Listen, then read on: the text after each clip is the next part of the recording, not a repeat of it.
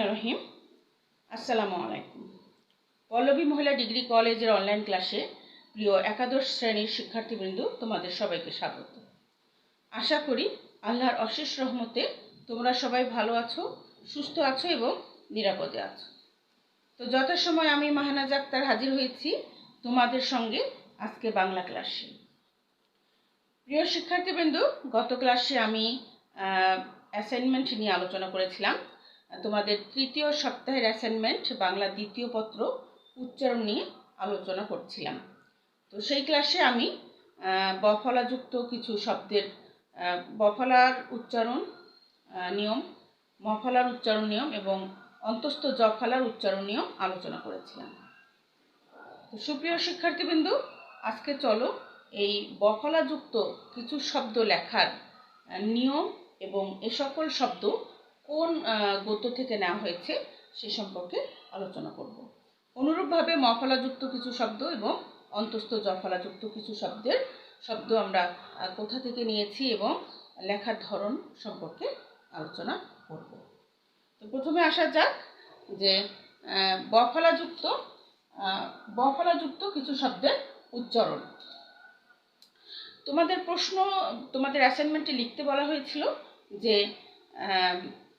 বফলার উচ্চারণ নিয়ম লিখো 3টি এবং বফলাযুক্ত শব্দ তোমার পাঠ্যপুস্তকের গদ্য এবং কবিতা থেকে বাছাই করে সেটার উচ্চারণ তোমরা লিখবে।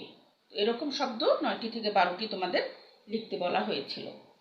তো এই প্রশ্নের উত্তরটাই আজকে আমরা আলোচনা করব, যে বফলাযুক্ত কিছু শব্দের উচ্চারণ, শব্দ এবং উচ্চারণ। উজ্জ্বল, উজ্জ্বল, দেখো দীর্ঘ জয় জয় ব, এই বয়ের উচ্চারণ হবে না, উজ্জ্বল। এই শব্দটি আমরা কোথা থেকে নিয়েছি? বিলাসী ছোট গল্প থেকে নিয়েছি। ঠিক তোমরা এইভাবেই কিন্তু লিখবে, বিলাসী, পাশে তোমরা বিলাসী মানে কোন গদ্য বা কোন পদ্য থেকে নিচ্ছ সেটার নাম কিন্তু অবশ্যই লিখতে হবে। এরপরে দেখো উদ্বেগ, উদ্বেগ, হ্যাঁ, এই বয়ের উচ্চারণ অবিকৃত থাকবে, উদ্বেগ। এটা বিলাসীতেও আছে, 52 দিনগুলি, এর মধ্যেও এই শব্দটি আমরা পাবো। এরপরে দেখো অদ্বিতীয়, অদ্বিতীয় আমরা উচ্চারণ করব কি? অদ্বিতীয়, অদ্বিতীয়। এই শব্দটি আমরা পাচ্ছি অপরিচিতা গল্প থেকে। সরস্বতী, সরস্বতী, হ্যাঁ, তালিবস্বরের মতো উচ্চারণ হচ্ছে এবং এই দন্তস্বরের নিচে যে ব আছে সেটা দ্বিতীয় উচ্চারণ হচ্ছে, সরস্বতী। এটা আমরা এই শব্দটি পাচ্ছি বিলাসী ছোট গল্প থেকে। দাসত্ব, দাসত্ব, মূল শব্দ এটা, উচ্চারণ হচ্ছে দাসত্ব এবং এই শব্দটি আমরা পাচ্ছি আমার পথ প্রবন্ধ থেকে। সাপদ, হ্যাঁ, শব্দের আদ্য যে ব সেটার উচ্চারণ হচ্ছে না, সাপদ, সাপদে থাকছে, শুধু বটা উঠে যাচ্ছে। এটা এই শব্দটি আমরা পাচ্ছি আমি কিংবদন্তির কথা বলছি কবিতা থেকে। জ্বালা, এই শব্দের আদ্য ব উচ্চারণ হয় না, জ্বালা, হ্যাঁ, বর্গ জয় বয় আকার লয় আকারে লা, কিন্তু এই বয়ের উচ্চারণ আমরা করি না, হ্যাঁ, এই জ্বালা লিখি, জ্বালা এরকম হবে, উচ্চারণ এরকম, শব্দের বানান কিন্তু এরকম। আর এই শব্দটি আমরা পেয়েছি মাসি পিসি ছোট গল্প থেকে।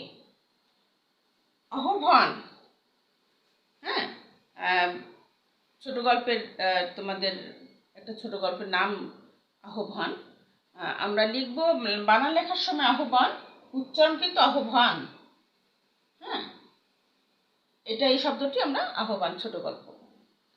এইভাবে তোমরা 9টি থেকে 12টি শব্দ, বফলাযুক্ত শব্দ খুঁজে বের করে ঠিক এইভাবে তোমরা লিখবে, 9টি থেকে 12টি। অনুরূপভাবে মফলাযুক্ত শব্দ 9টি থেকে 12টি লিখতে হবে। প্রিয় শিক্ষার্থীবৃন্দ, এখন আসো মফলাযুক্ত কিছু শব্দ আমরা এর শব্দ লিখবো এবং এর উচ্চারণ লিখবো এবং এই শব্দগুলো কোথা থেকে পেয়েছি সেটাও লিখব।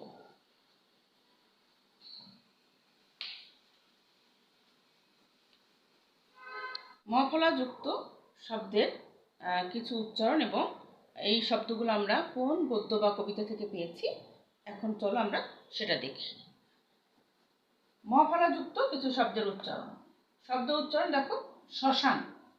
হ্যাঁ, তালবস্যের সঙ্গে যে ম, এটার উচ্চারণ হচ্ছে না। আর ম যখন অনুচ্চারিত থাকে তখন কিন্তু সেই শব্দটির উচ্চারণ সানুনাসিক হয়। প্রিয় শিক্ষার্থীবৃন্দ, আমরা কিন্তু ম ফলা উচ্চারণ সূত্র যখন পড়েছিলাম তখন কিন্তু এ সম্পর্কে বলেছি যে ম ফলার উচ্চারণ যখন হবে না তখন সেই শব্দটির উচ্চারণ কিন্তু সানুনাসিক হয়।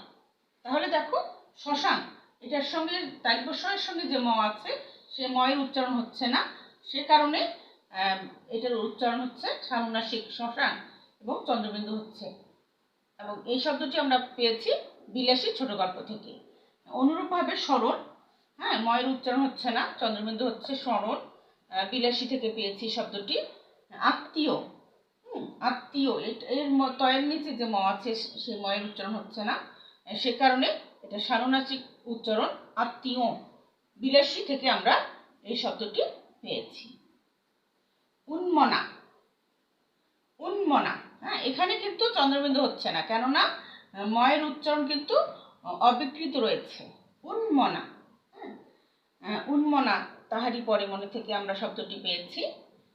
আত্মহত্যা, আত্মহত্যা, তয়ের নিচে মটা উচ্চারণ হচ্ছে না এবং তয় দ্বিতীয় উচ্চারণ হচ্ছে। আত্মহত্যা, এই শব্দটি আমরা বিলাসী থেকে পেয়েছি। প্রিয় শিক্ষার্থীবৃন্দ, এখানে কিন্তু 5টি শব্দ আমি বলেছি।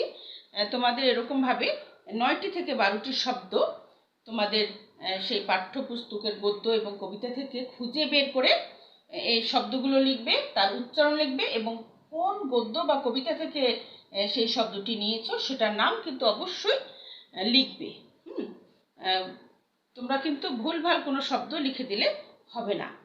তোমাদেরকে কিন্তু অ্যাসাইনমেন্টে বলেই দেওয়া হয়েছে তোমাদের পাঠ্যপুস্তকের যে গদ্য এবং পদ্যগুলো আছে সেগুলো ভালো মতো পড়তে হবে এবং সেখান থেকে শব্দগুলো খুঁজে বের করে তোমাদেরকে লিখতে বলা হয়েছে।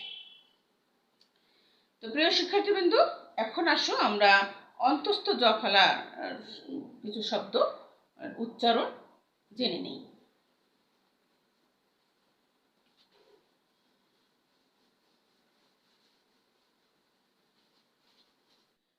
প্রিয় শিক্ষার্থীবৃন্দ, এখন দেখো আমরা অন্তস্থ জ ফলা যুক্ত কিছু শব্দের উচ্চারণ এবং এই শব্দগুলো আমরা কোন গদ্য এবং পদ্য থেকে নিয়েছি সেগুলো একটু দেখি।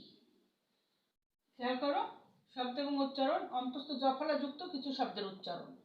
বিদ্যা, হ্যাঁ, বিদ্যা, অন্তস্থ জ ফলার উচ্চারণটা হচ্ছে সেই ব্যঞ্জন বর্ণের দ্বিতীয় উচ্চারণ হচ্ছে বিদ্যা। এই শব্দটি আমরা পেয়েছি বিলাসী ছোট গল্প থেকে। মিথ্যা, মিথ্যা, হ্যাঁ, আমার পথ থেকে পেয়েছি। দিব্যি, দিব্যি, বিলাসী থেকে পেয়েছি আমরা এটা, দিব্যি।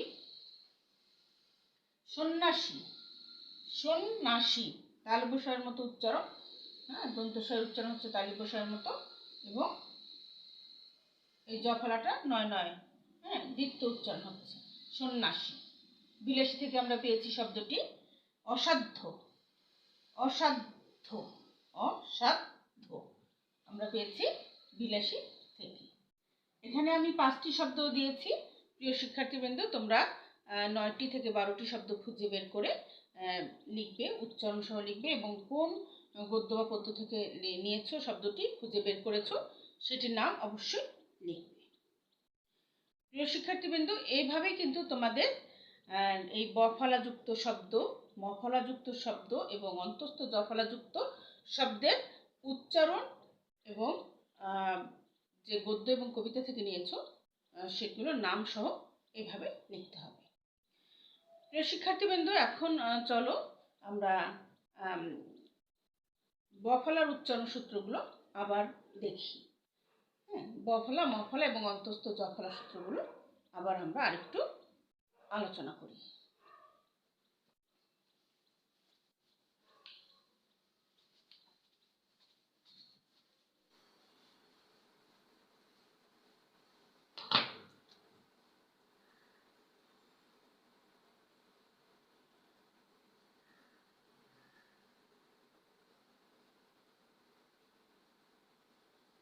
ব ফলার উচ্চারণ সূত্র।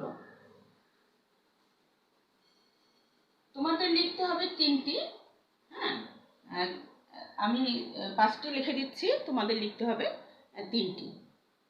খেয়াল করো যে শব্দের আদ্য ব ফলা অনুচ্চারিত থাকে।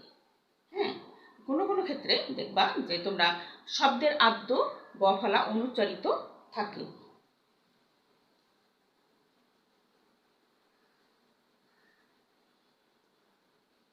শব্দের আদ্য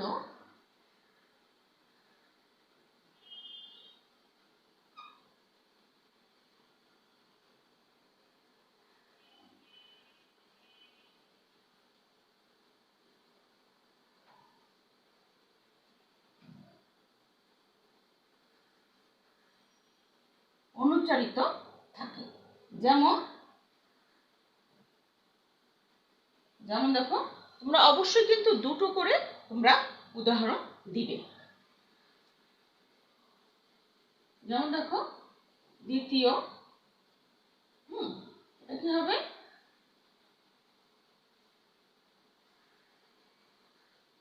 দ্বিতীয় মানে এই দয়ের পরে যে ব ফলাটা আছে সেটা অনুচ্চারিত থাকবে, মানে উচ্চারণ হবে না।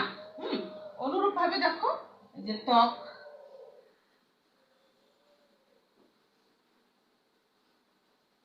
আমরা এই বটা উচ্চারণ করি না। হ্যাঁ, জ্বালা,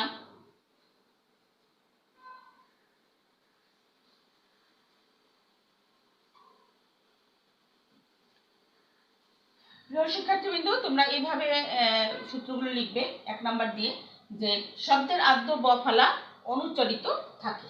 যেমন দ্বিতীয়, দ্বিতীয়, ত্বক, ত্বক, জ্বালা, জ্বালা, মানে ব উচ্চারিত হয় না। এরপরে নিয়মটি দেখো, শব্দের মধ্যে কিংবা শেষে ব ফলা থাকলে ব ফলা উচ্চারিত না হয়ে ব্যঞ্জনের দ্বিত্ব উচ্চারণ হয়। খেয়াল করো যে শব্দের মধ্যে কিংবা শেষে যদি ব ফলা থাকে, তো সেই ব ফলা উচ্চারিত না হয়ে ব্যঞ্জনের দ্বিত্ব উচ্চারণ হয়।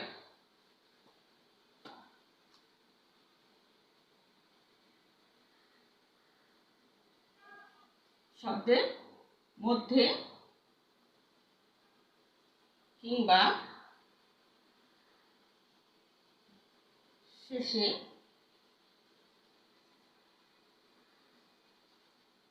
ব ফলা থাকলে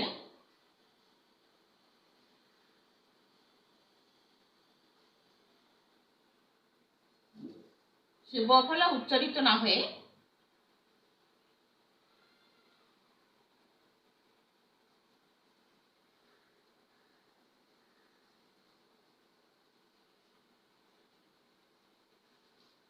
প্রথম অংশটুকু মুছে দিচ্ছি।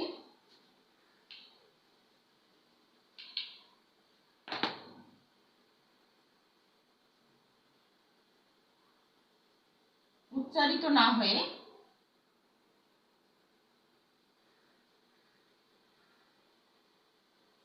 ব্যঞ্জনের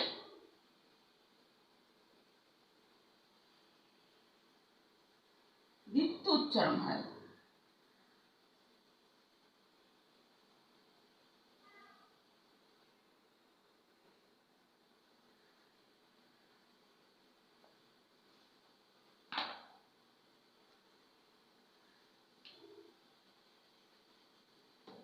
যেমন কি শিখলে দেখো, শব্দের মধ্যে কিংবা শেষে ব ফলা থাকলে সেই ব ফলা উচ্চারিত না হয়ে সেই ব্যঞ্জনের দ্বিত্ব উচ্চারণ হয়। যেমন দেখো, বিশ্ব,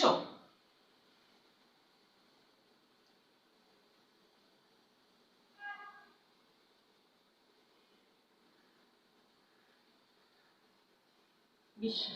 খেয়াল করো, এই যে তালিব স ব্যঞ্জন বর্ণ, তার সঙ্গে যে ব আছে সেই বটা কিন্তু উচ্চারিত হচ্ছে না, তার বদলে কি হচ্ছে, সেই ব্যঞ্জনের দ্বিত্ব মানে 2 বার উচ্চারণ হচ্ছে।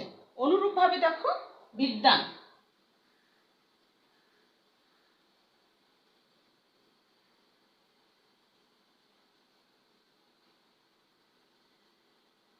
বিদ্যান, বিদ্যা, বিদ্যান।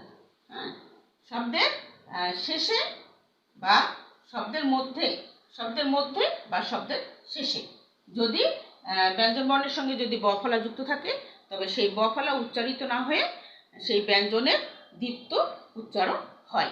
যেমন বিশ্ব, বিশ্ব আমরা বলি না, কিন্তু বিশ্ব, হ্যাঁ, ব্যঞ্জনের দুইবার উচ্চারণ করছি, তালিবস্বয়ে দুইবার উচ্চারণ করছি। আবার বিদ্যান, হ্যাঁ, দয় বয়, বয়ের উচ্চারণ হচ্ছে না, সেই ব্যঞ্জনের দ্বিত্ব উচ্চারণ হচ্ছে। যুক্ত 3 নম্বর নিয়ম দেখো, যুক্ত ব্যঞ্জনের ব ফলা অনুচ্চারিত থাকে।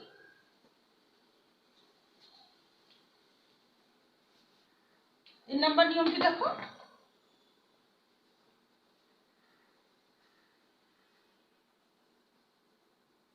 যুক্ত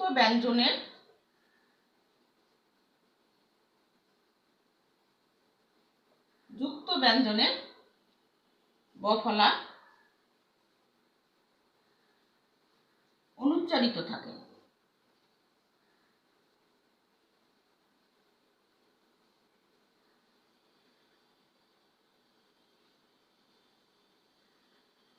যেমন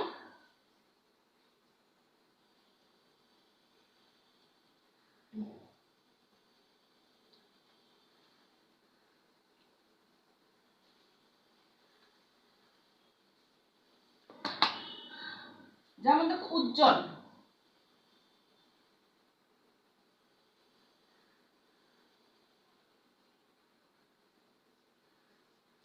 এই যুক্ত ব্যঞ্জন, ব্যঞ্জন কিন্তু যুক্ত ব্যঞ্জন, জয় জয়, জয় জয়ের সঙ্গে যে বটা আছে সেই বটা উচ্চারিত হচ্ছে না, হ্যাঁ, মানে অনুচ্চারিত থাকছে। যেমন দেখো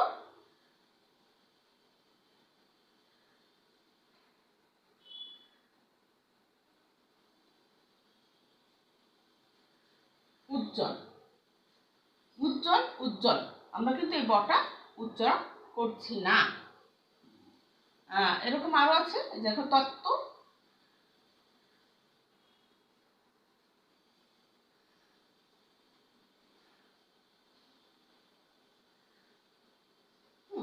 এই বটা কিন্তু উচ্চারণ হচ্ছে না। আমরা এই যুক্ত ব্যঞ্জন বর্ণের সঙ্গে যে ব ফলাটা যুক্ত থাকে, যুক্ত ব্যঞ্জনের ব ফলা অনুচ্চারিত থাকে। যেমন দেখো উজ্জ্বল, উজ্জ্বল, জয় জয় বটা উচ্চারণ হচ্ছে না। তত্ত্ব, তয় তয় ব যে, সেটা বটা উচ্চারণ হচ্ছে না। 4 নম্বর নিয়মটি দেখো, যে সন্ধি বা সমাসবদ্ধ পদের ব ফলা অবিকৃতভাবে উচ্চারিত হয়। এতক্ষণে 3টা নিয়মের মধ্যে কিন্তু অনুচ্চারিত থাকে ব ফলা। এখন কিন্তু আমরা জানবো যে সন্ধি বা সমাসবদ্ধ পদের ব ফলা অবিকৃতভাবে উচ্চারিত হয়।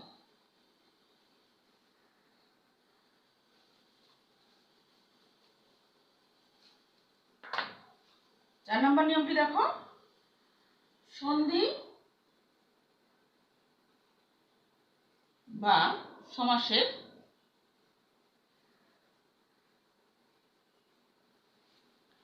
সন্ধি বা সমাসবদ্ধ পদের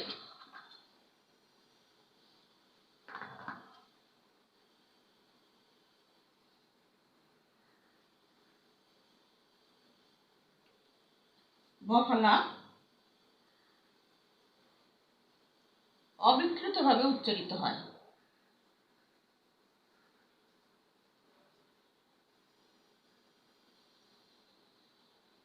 অবিকৃতভাবে উচ্চারিত হয়।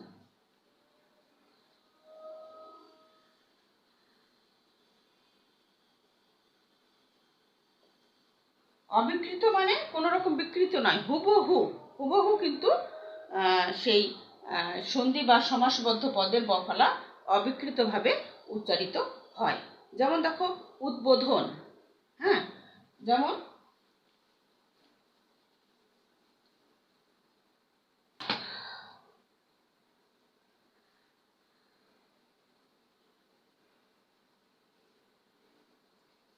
উদ্বোধন,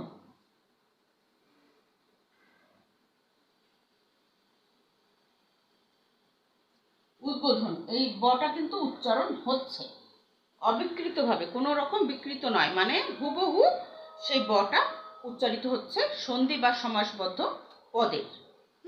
অনুরূপভাবে দিগ্বিজয়,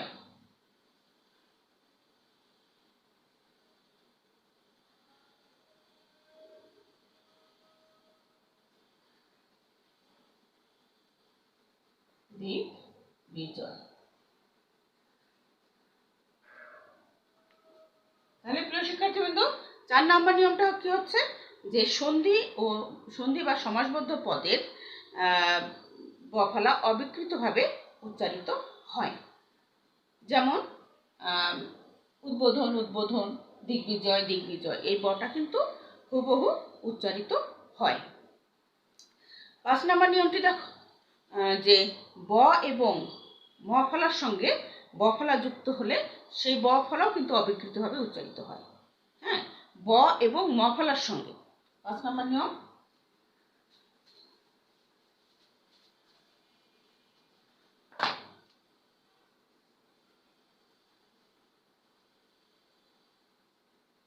ব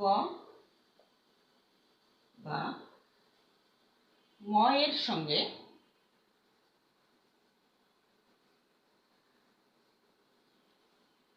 ব ফলা যুক্ত হলে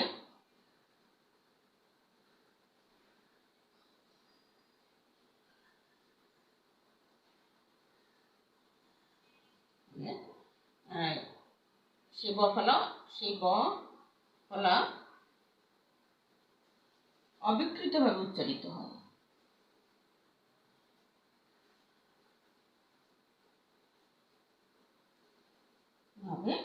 উচ্চারিত হয়।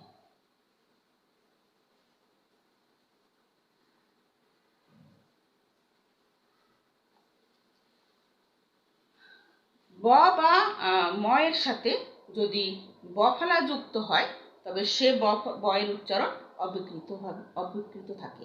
যেমন দেখো, বাব্বা, হ্যাঁ, বাব্বা, সাব্বাস, হ্যাঁ, এগুলো কিন্তু ব তোমার উচ্চারিত হয়, হুবহু উচ্চারিত হয়।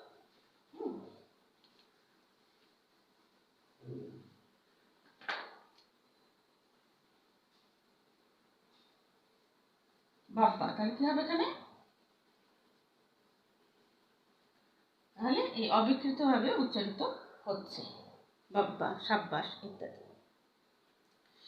প্রিয় শিক্ষার্থীবৃন্দ, এই বফালার এই 5টি নিয়মের মধ্যে থেকে তোমরা যে কোনো 3টি নিয়ম তোমাদের অ্যাসাইনমেন্টে লিখবে এবং অবশ্যই প্রত্যেকটা নিয়মের মধ্যে 2টো করে উদাহরণ দিবে।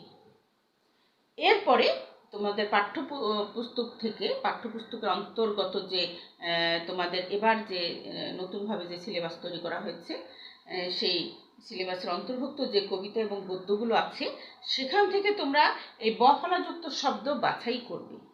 বাছাই করার পর সেই শব্দগুলো প্রথমে খাতায় লিখবে, এরপরে তার উচ্চারণ লিখবে। এবং অবশ্যই কোন কবিতা বা কোন গদ্য থেকে তোমরা নিয়েছো সেটাও কিন্তু তোমাদের লিখতে হবে। প্রিয় শিক্ষার্থীবৃন্দ, এখন আসো আমরা ম ফলার উচ্চারণ নিয়ম জেনে নিই।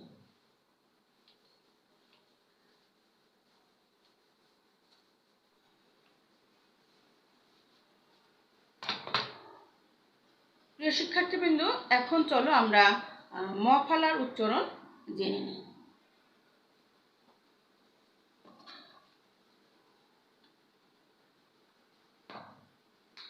ম ফলা,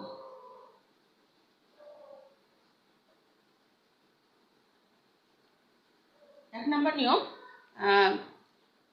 শব্দের আদ্য বর্ণে ম ফলা যুক্ত হলে সাধারণত সেই ম অনুচ্চারিত থাকে।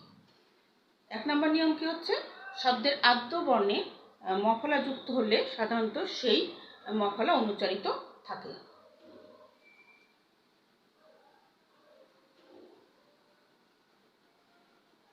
শব্দের আদ্য বর্ণে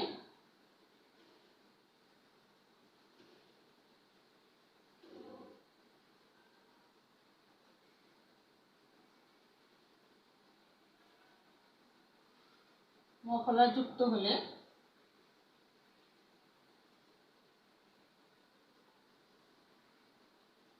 হলে সেই ম ফলা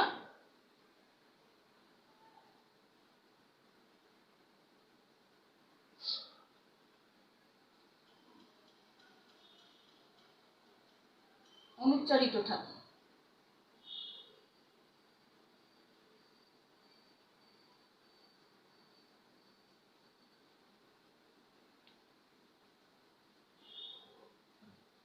যেমন যেমন দেখো স্মরণ,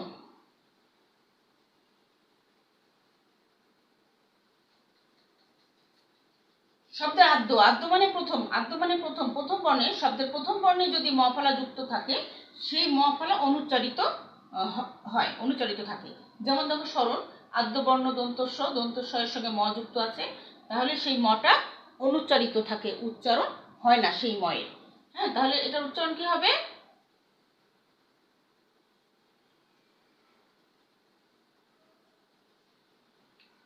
প্রিয় শিক্ষার্থীবৃন্দ, এখানে একটা জিনিস, একটা বিষয় তোমরা খেয়াল করবে যে যে বর্ণের সঙ্গে ম ফলা যুক্ত থাকে সেই ম ফলা যদি অনুচ্চারিত হয়, মানে উচ্চারণ না হয়, তাহলে যে বর্ণের সঙ্গে ওই ম ফলাটি যুক্ত থাকে সেই বর্ণের উচ্চারণ সানুনাসিক হয়। হ্যাঁ, সানুনাসিক, নাসিক্য বর্ণ সানুনাসিক মানে যেটা নাক দিয়ে আমরা উচ্চারণ করি এবং চন্দ্রবিন্দু বসাই সেই বর্ণের। তাহলে কি হলো? স্মরণ, স্মরণের ম উচ্চারিত হচ্ছে না, অনুচ্চারিত থাকছে বলেই এই স্মরণ উপরে চন্দ্রবিন্দু হচ্ছে। অনুরূপভাবে শ্মশান,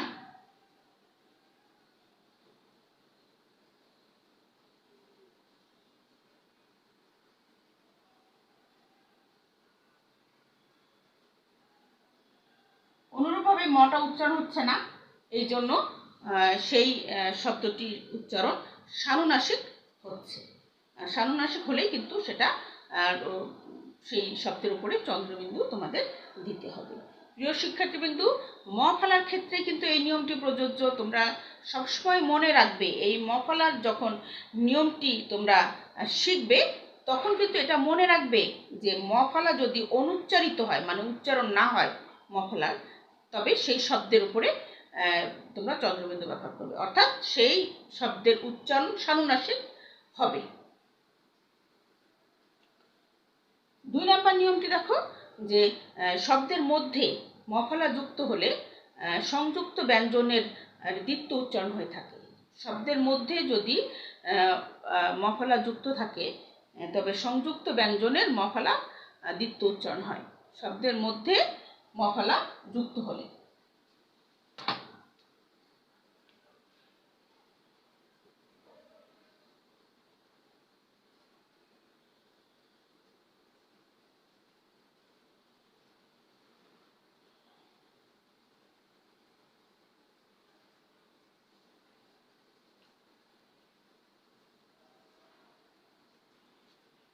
শব্দের মধ্যে ম ফলা যুক্ত হলে সেই সংযুক্ত ব্যঞ্জনের দ্বিত্ব উচ্চারণ হয়ে থাকে।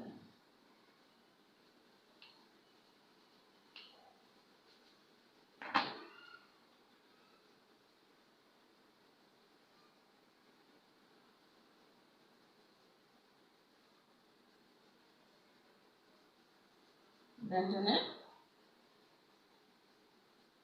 দ্বিত্ব উচ্চারণ হয়ে থাকে।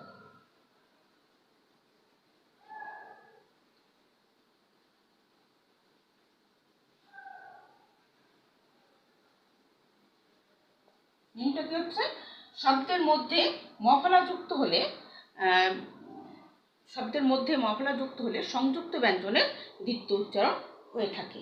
যেমন দেখো বিস্ময়, আত্মীয়, যেমন বিস্ময়,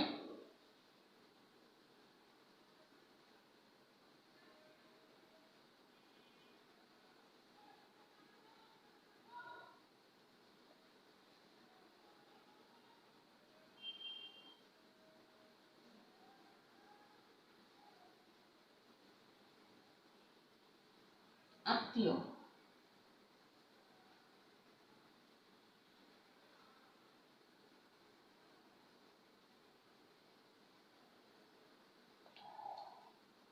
এখানে কিন্তু মটা অনুচ্চারিত থাকছে, এই কারণে এই শব্দের উপরেও কিন্তু চন্দ্রবিন্দু আমরা ব্যবহার করছি। তাহলে কি হচ্ছে, শব্দের মধ্যে মফলা যুক্ত হলে সংযুক্ত ব্যঞ্জনের দ্বিত্ব উচ্চারণ হয়ে থাকে। সংযুক্ত ব্যঞ্জন এই যে ব্যঞ্জনের সঙ্গে ম ফলাটি যুক্ত থাকছে সেই বর্ণটি দুইবার উচ্চারিত হয়। হ্যাঁ, এই বিস্ময় দুইবার উচ্চারণ হলো, আত্মীয়তা দুইবার উচ্চারণ হলো। অনুরূপভাবে কিন্তু শব্দের শেষে, আমরা বলেছি শব্দের মধ্যে, অনুরূপভাবে শব্দের শেষে মফলা যুক্ত হলেও কিন্তু ওই একই নিয়ম, শুধু একটা হবে শব্দের মধ্যে আর পরের নিয়মটি হবে শব্দের শেষে। হ্যাঁ, একটু খেয়াল করো।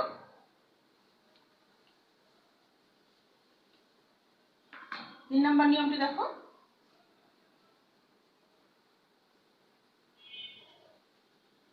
শব্দের শেষে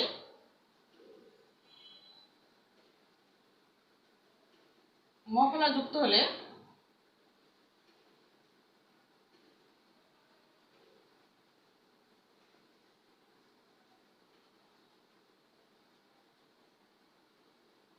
শব্দের শেষে মফলা যুক্ত হলে সেই সংযুক্ত ব্যঞ্জনের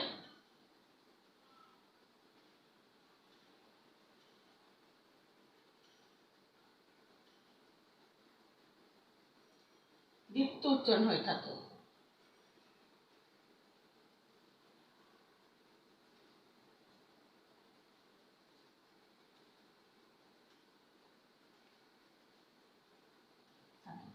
যেমন দেখো,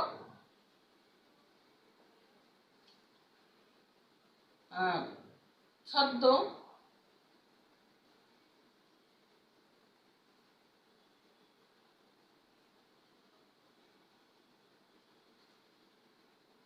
পদ্ম,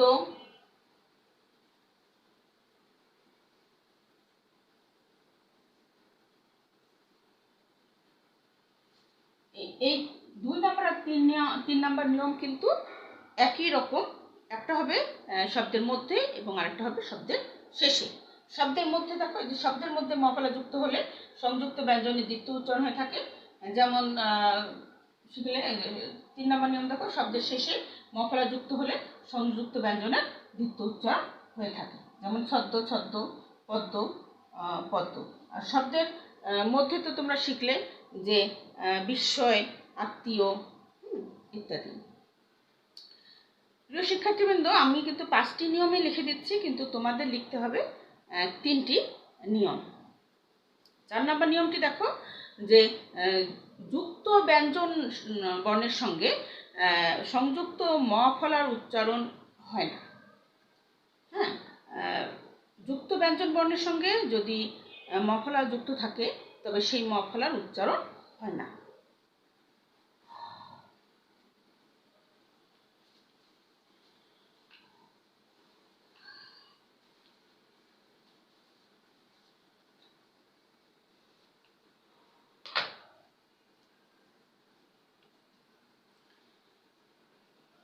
যুক্ত ব্যঞ্জন বর্ণের সঙ্গে সংযুক্ত ম ফলার উচ্চারণ হয় না।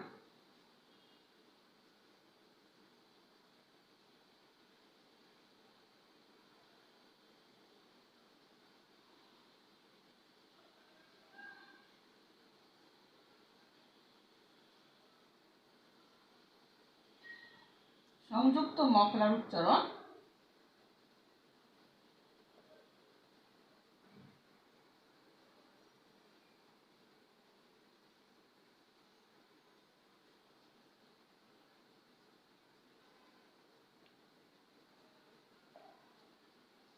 যুক্ত ব্যঞ্জন বর্ণের সঙ্গে সংযুক্ত ম ফলার উচ্চারণ হয় না। যেমন দেখো, সূক্ষ্ম। যেমন দেখো,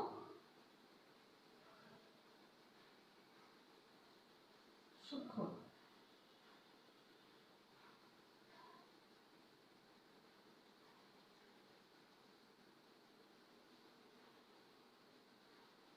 অনুরূপভাবে তুমি দেখো, আরো আছে যক্ষা।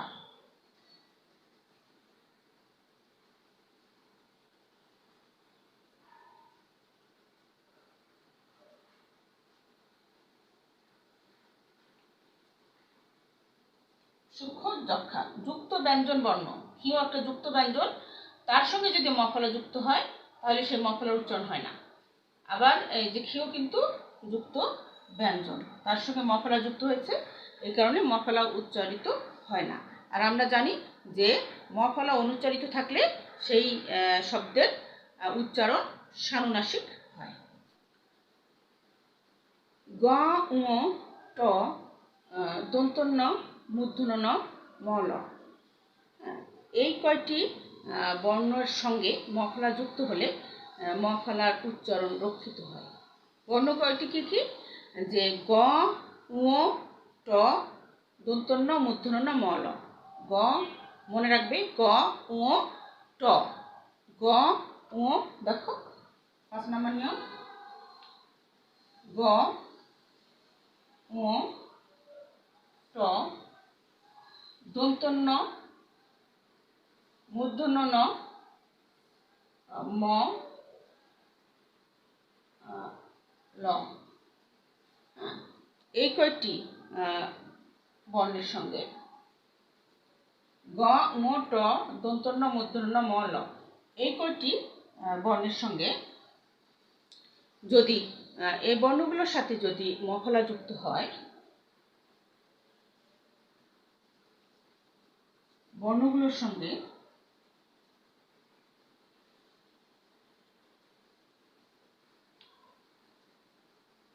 সঙ্গে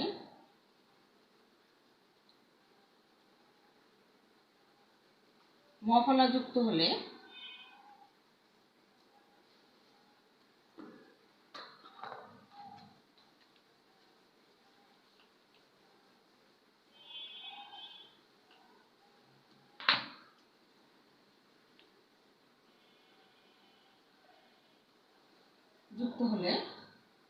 সেই মফলার উচ্চারণ রক্ষিত হয়।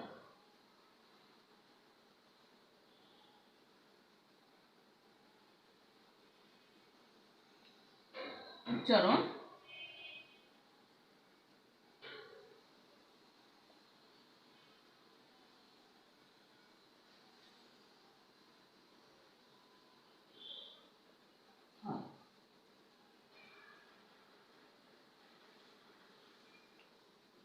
কি হচ্ছে? কয়টি বর্ণ? যে গ উ ট, গ উ ট দন্তন্য মূর্ধন্য ন এবং ম ল, এই বর্ণগুলোর সাথে মফলা যুক্ত হলে ম এর উচ্চারণ, মফলার উচ্চারণ রক্ষিত হয়। যেমন যুগ্ম, যুগ্ম, জন্ম, জন্ম। হ্যাঁ, দেখো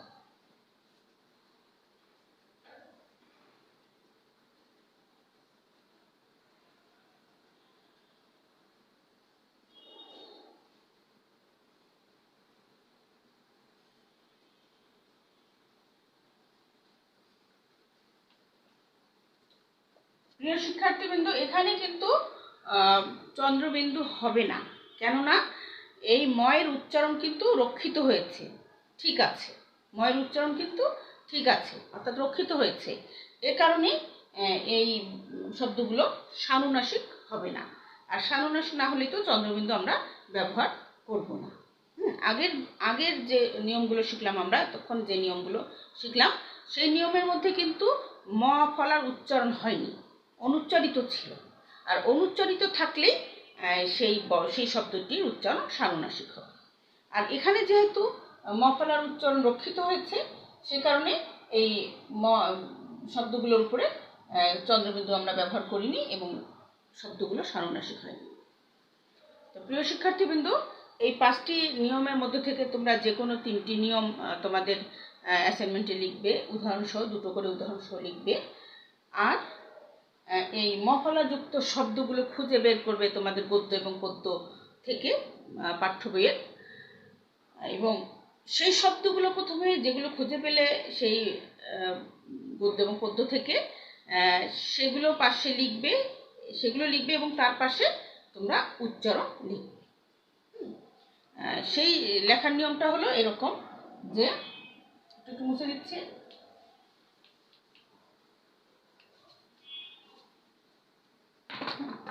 সেটা হবে এরকম: শব্দ এবং উচ্চারণ,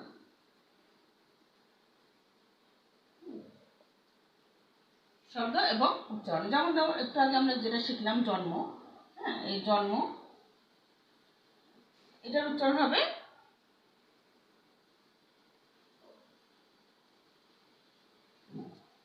হ্যাঁ, শব্দটা জন্ম উচ্চারণ এটা, হ্যাঁ, হয়তো এটা যে ইয়ে থেকে পেলে সেইটার নাম লিখে, অপরিচিত থেকে পেলে না আহ্বান থেকে পেলে, হ্যাঁ, এরকম যেটা থেকে পাও সেটার নাম এখানে লিখবে।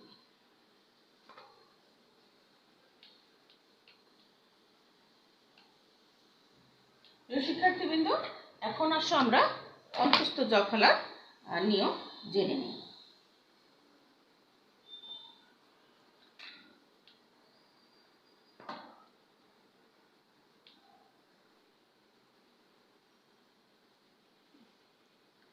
জ ফলার উচ্চারণ সূত্র। প্রিয় শিক্ষার্থীবৃন্দ, জ ফলার উচ্চারণ সূত্রের মধ্যে প্রথমে আসো 1 নম্বরে, যে আদ্যবর্ণে জ ফলা যুক্ত হলে জ ফলা যুক্ত ব্যঞ্জনটি একারান্ত উচ্চারণ হবে। আদ্য মানে শব্দের শুরুতে, আদ্য বর্ণে যদি জ ফলা যুক্ত হয় তাহলে জ ফলা যুক্ত ব্যঞ্জনটি একারান্ত উচ্চারণ হবে। আদ্য বর্ণে জ ফলা যুক্ত হলে, খেয়াল করো,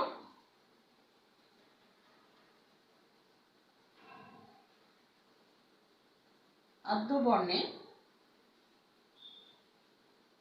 জ ফলা যুক্ত হলে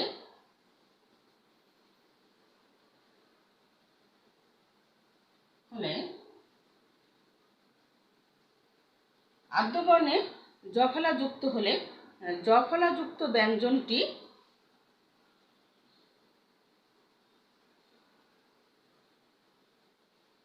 জ ফলা যুক্ত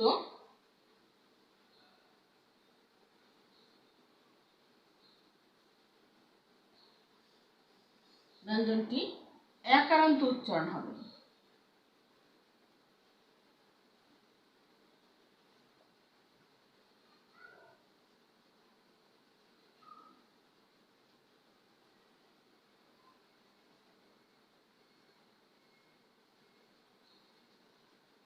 আদ্য মানে শব্দের শুরুতে আদ্য বর্ণে যদি জ ফলা যুক্ত হয়, হ্যাঁ, যেমন দেখো ব্যথা, আদ্য বর্ণে জ ফলা যুক্ত হয়েছে, তাহলে এই জ ফলা যুক্ত ব্যঞ্জনটি কিন্তু একারান্ত উচ্চারণ হবে, একারান্ত। তাহলে এটা কি হবে? বয় জ ফলা আকার, ব্যথা। উচ্চারণটা কি হবে? বয় জ ফলা আকার, থয়াকারে খা, ব্যথা, হ্যাঁ, একারান্ত উচ্চারণ হবে। অনুরূপভাবে ব্যবসা, হ্যাঁ, বয়ের সঙ্গে জ ফলা আছে, আদ্য বর্ণে জ ফলা আছে, তাহলে এই ব্যঞ্জনের উচ্চারণটি একারান্ত হবে।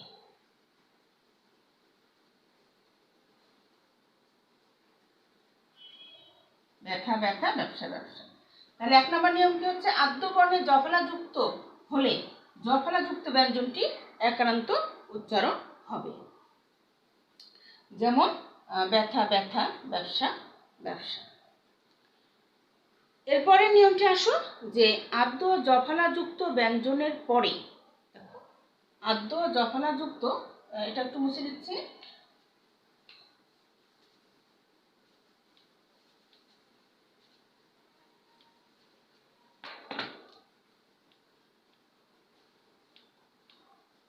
দেখো, আদ্য জ ফলা যুক্ত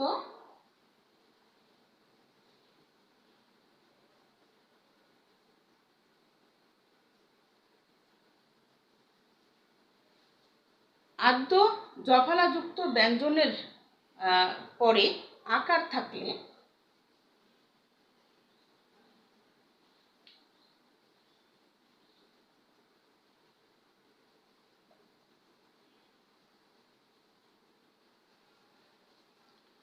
আকার থাকলে সেই জ ফলা যুক্ত ব্যঞ্জনটি একারান্ত উচ্চারণ হবে। সেই জ ফলা যুক্ত ব্যঞ্জনটি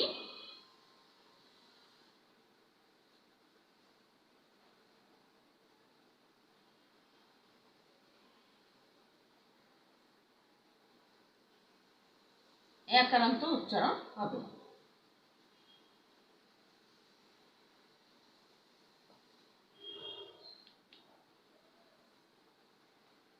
উচ্চারণ হবে।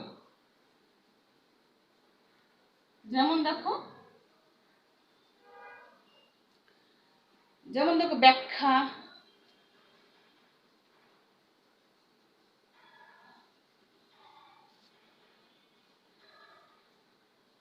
এটার উচ্চারণও কিন্তু একই হবে। হ্যাঁ, একারান্ত হবে, এর মতো উচ্চারণ হবে।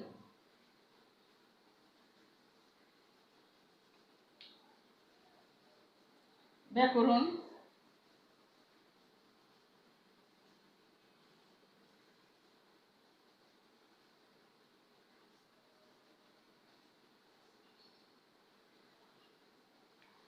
অর্থাৎ আদ্য জফলাযুক্ত ব্যঞ্জনের পরে যদি আকার থাকে, এই যে আদ্য জফলাযুক্ত ব্যঞ্জন তার সঙ্গে যদি আকার থাকে তাহলে সেই জফলাযুক্ত ব্যঞ্জনটি উচ্চারণ একারান্ত হবে। 3 নম্বর নিয়মটি দেখো,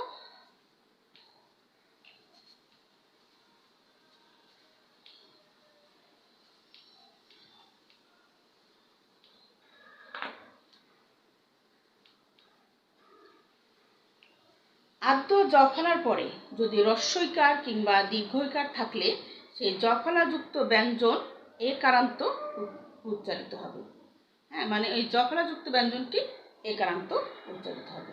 তাহলে কি হচ্ছে, আদ্য জফলার পরে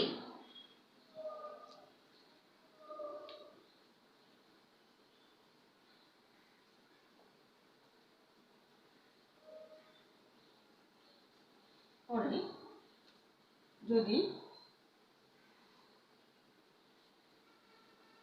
হ্রস্বইকার বা দীর্ঘইকার, আদ্য জফলার পরে যদি হ্রস্বইকার কিংবা দীর্ঘইকার থাকলে সেই জফলাযুক্ত ব্যঞ্জনটি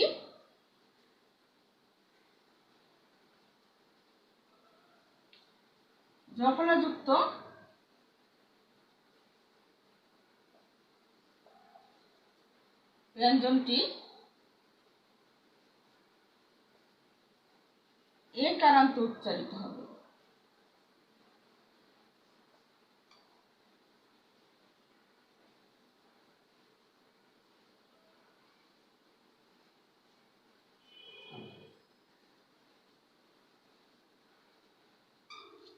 যেমন দেখো ব্যতীত, ব্যক্তি,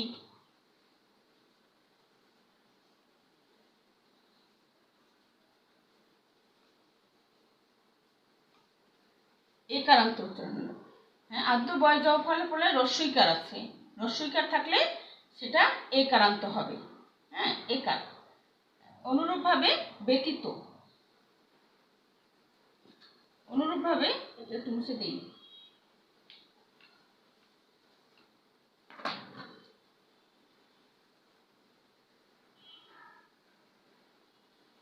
ব্যতীত,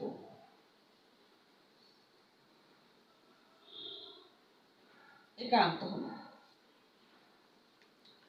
তাহলে কি হচ্ছে প্রিয় শিক্ষার্থীবৃন্দ, যে আদ্য জফলার পরে যদি হ্রস্বইকার বা দীর্ঘইকার থাকে তাহলে সেই জফলাযুক্ত ব্যঞ্জনটি একারান্ত উচ্চারিত হবে, যেমন ব্যক্তি, ব্যতীত ইত্যাদি। এখন আসো 4 নম্বর নিয়মটি।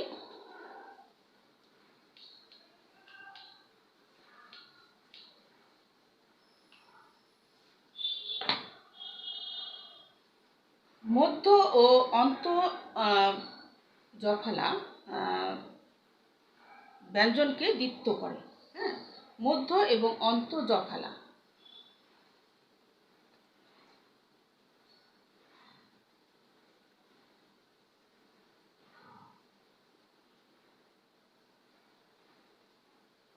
অন্ত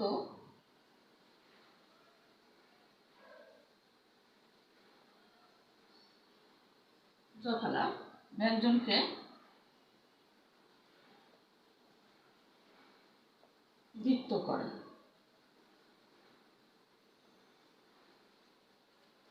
যেমন মধ্য ও অন্ত জফলা ব্যঞ্জনকে দ্বিত্ব করে। যেমন দেখো তোমার কল্যাণ,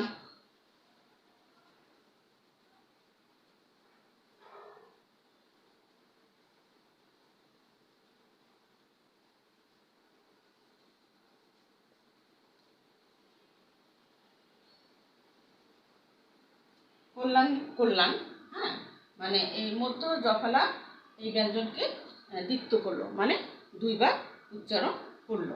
অনুরূপভাবে বন্যা,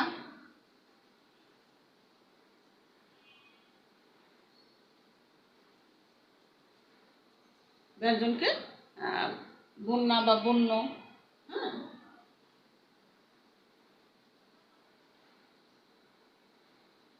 ব্যঞ্জনকে দ্বিত্ব করে। প্রিয় শিক্ষার্থীবৃন্দ, 5 নম্বর নিয়মটি দেখো যে সংযুক্ত ব্যঞ্জনের সঙ্গে যদি যুক্ত মধ্য ও অন্ত জফলা অনুচ্চারিত থাকে। সংযুক্ত ব্যঞ্জনের সঙ্গে যুক্ত মধ্য ও অন্ত জফলা অনুচ্চারিত থাকে।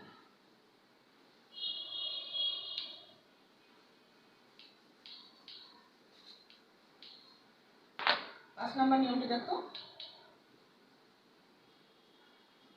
সংযুক্ত ব্যঞ্জনের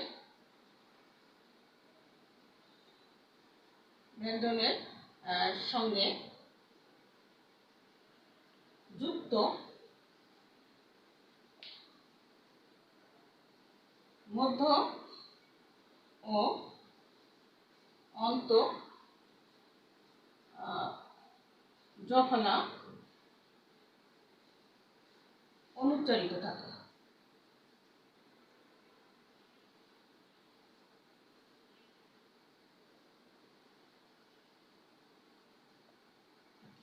যেমন দেখো সন্ন্যাসী,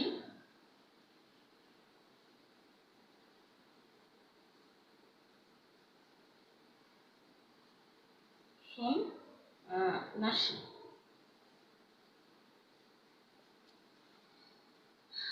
অনুরূপভাবে অন্ত,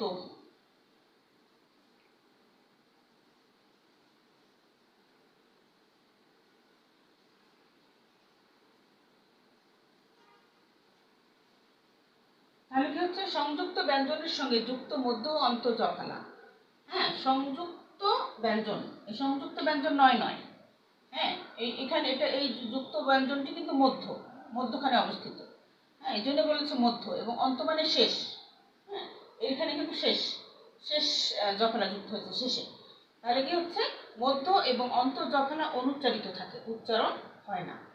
সন্ন্যাসী, এই নয়ের উচ্চারণ হচ্ছে, জফলার উচ্চারণ হচ্ছে না। অন্ত, এই জফলার উচ্চারণ হচ্ছে না। প্রিয় শিক্ষার্থীবৃন্দ, এই জফলা নিয়মের এই 5টি নিয়মের মধ্যে যে কোনো 3টি নিয়ম তোমরা লিখবে অ্যাসাইনমেন্টে, এবং অবশ্যই প্রত্যেকটা নিয়ম থেকে 2টো করে উদাহরণ দেবে।